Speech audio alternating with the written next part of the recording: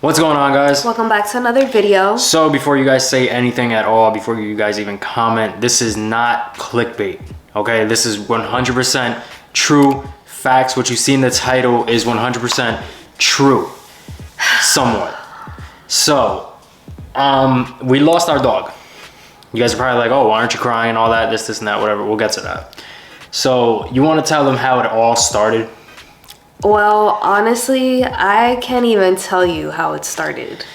Well, we had just gotten back from our long road trip, a 19-hour road trip from Jersey. As you guys know, we were recently there for my brother's little birthday.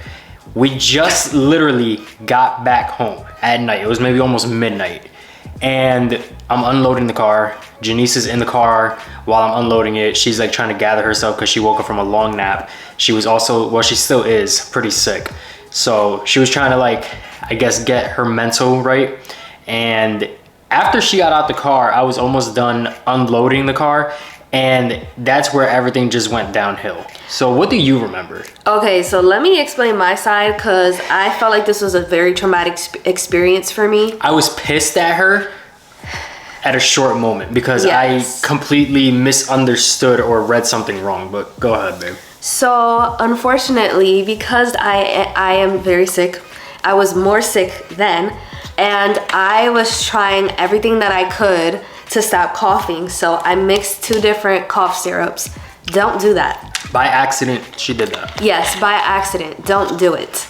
Because I was taking Dayquil and I thought that I waited like the amount of hours it said, and I didn't. And I took another what is it called? Deslum? Deslum is another cough syrup. Yeah, I took Deslum, but since it's so dark in the car, I couldn't see. I was so stressed out, like there's too much going on.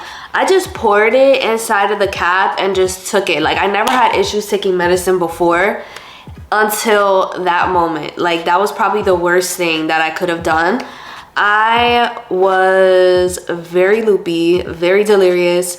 I couldn't see at all. Like my vision was like completely blurry. My vision was gone. Like I would just see like he'll move and I'll see a little bit of him moving. She was like delirious. It was really bad. And then on top of that, I think I got motion sickness from being in the car. So all I kept feeling was my body just like moving forward and stopping, like all the braking and stuff in the car. That never happened to me before. So all I did was I felt terrible.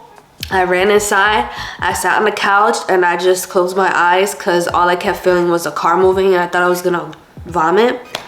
But I see Blooper outside with Isaiah.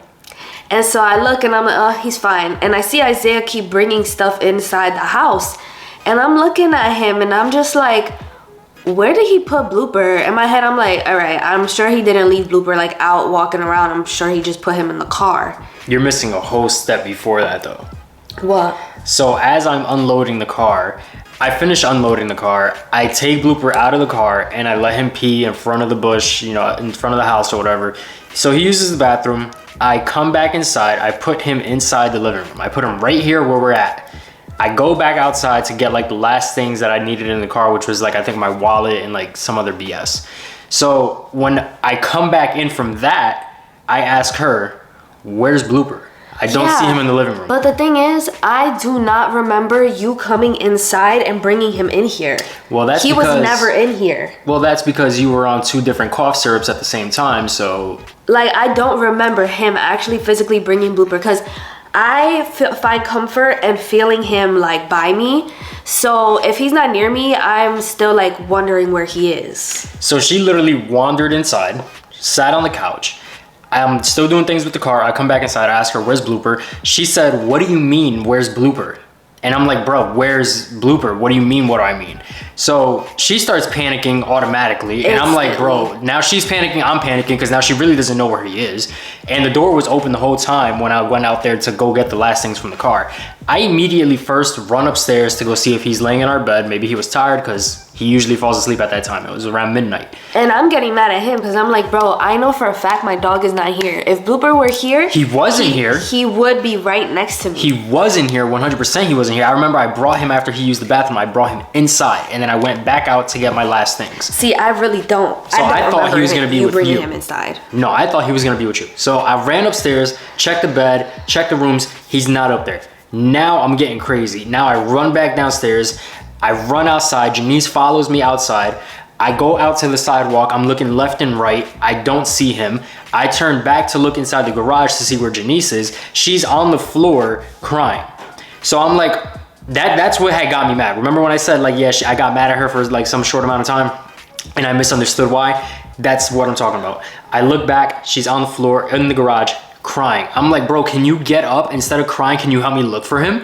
And she's like, I can't see, like my eyes are blurry or whatever. So come to find out later, after everything is said and done, she had fell when she ran out into the garage following me. She fell to the floor because she was seeing blurry. I thought she was on the floor looking under the cars or something, just having an emotional breakdown. And I'm like, bro, that's not gonna do anything. We need to find him. So I was mad at that point. Yeah. And I was just upset because I'm just like, damn, like you really don't care about like what's going on with me right now. I was really scared of like what I was feeling. I wanted to go to the hospital, but I was so scared of like Nene, like where he was at. I didn't even care. Like I didn't care about how I felt. I literally just got up, ran, and I could not see anything. I'm running. I was gonna curse, sorry. I ran completely into his car. I ran into his car and he has big ass tires on the floor next to the car.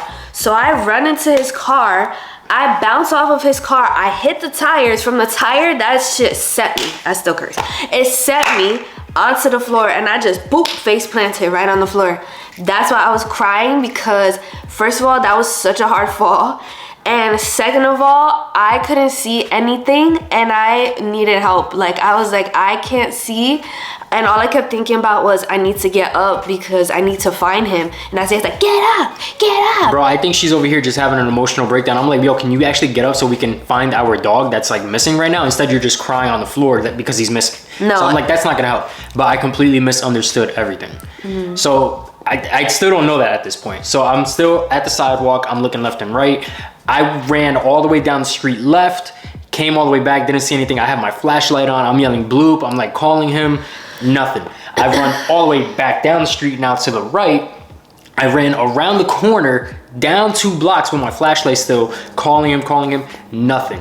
I'm freaking panicking. I'm like, yo, I don't understand how he could have gotten so far. It was only literally like 5 minutes. It's dark, it's cold, it's wet outside. I'm like, he's not gonna be able to like survive the night. Like that's crazy. That's what I kept thinking about the whole time. So as I'm like 2 blocks away that way, she calls me and I'm like, please tell me that she found him. I answer the phone. I said, what happened? She said, I found him. I got him. Tell them where the hell he was. Okay, so while Isaiah was doing all that running, I was kind of like walking up and down the street by the house because I know my dog and I know he would not have gone that far in a span of like 5 minutes. I don't put anything past him. I don't either, but it's like, there's no way. And I remember the last thing I saw when I saw him, he was on the left side of the house. And sometimes he likes to like pee over there. So in my head, I'm just like praying. I'm like, there's no way he could have gone far. There's no way. So I stood by the house. Wait, we also thought, because we have a huge pond in our backyard. Yes. That was also another thought, that he had went back there and got in the water somehow. And there's animals back there. Yeah, and we live in Florida, so like alligators and stuff. So we wouldn't be surprised if there's like a gator back there. Like it would not throw us off. We haven't seen one, but there are animals back there that we have seen. And we don't have a fence. Yeah, it's just open. Yes. But yeah, go ahead, continue. So I was freaking out, walking up and down the street. I didn't have no shoes on. I don't know if you noticed. No, I know, you were in socks. I had no shoes on. I was just running up and down the street calling him, and I just was looking in the backyard, and something kept telling me to go in the backyard, but I didn't have my phone on me. I had no idea where my phone was, and I know I couldn't see in general with the flashlight. You would have been the one to fall in the water back there. Yeah, literally. So I'm just like calling him nonstop.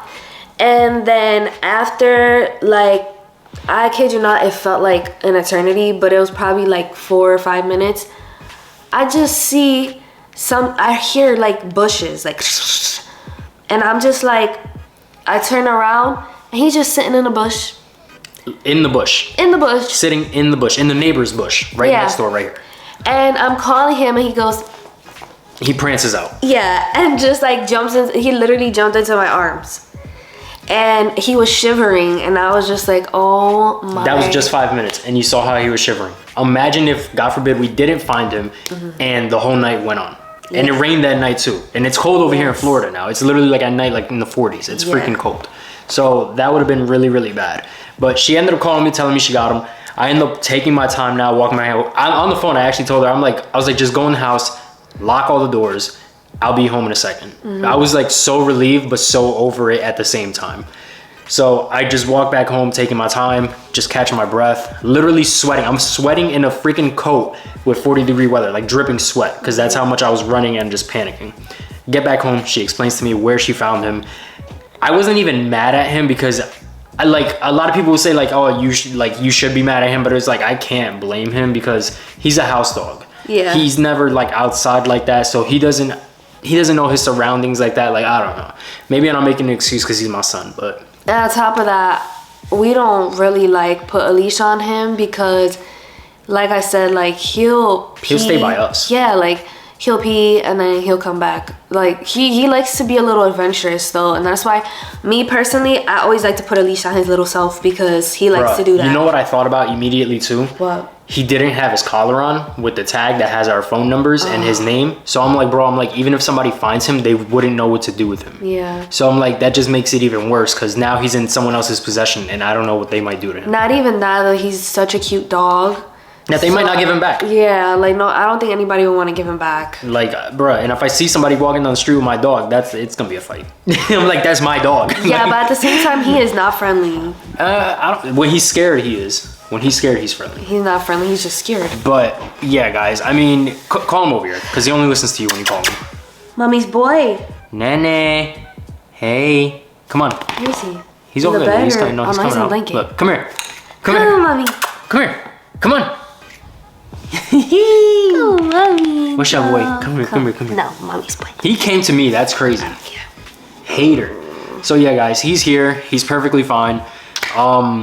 That is just a story of how we lost him for maybe like a good 5 minutes, but felt like it felt like 24 hours. It was literally the worst feeling I've ever had in my life. Yeah, that was probably the worst thing that's ever happened to him since we've had him. Like, we've never encountered anything of the sorts like that.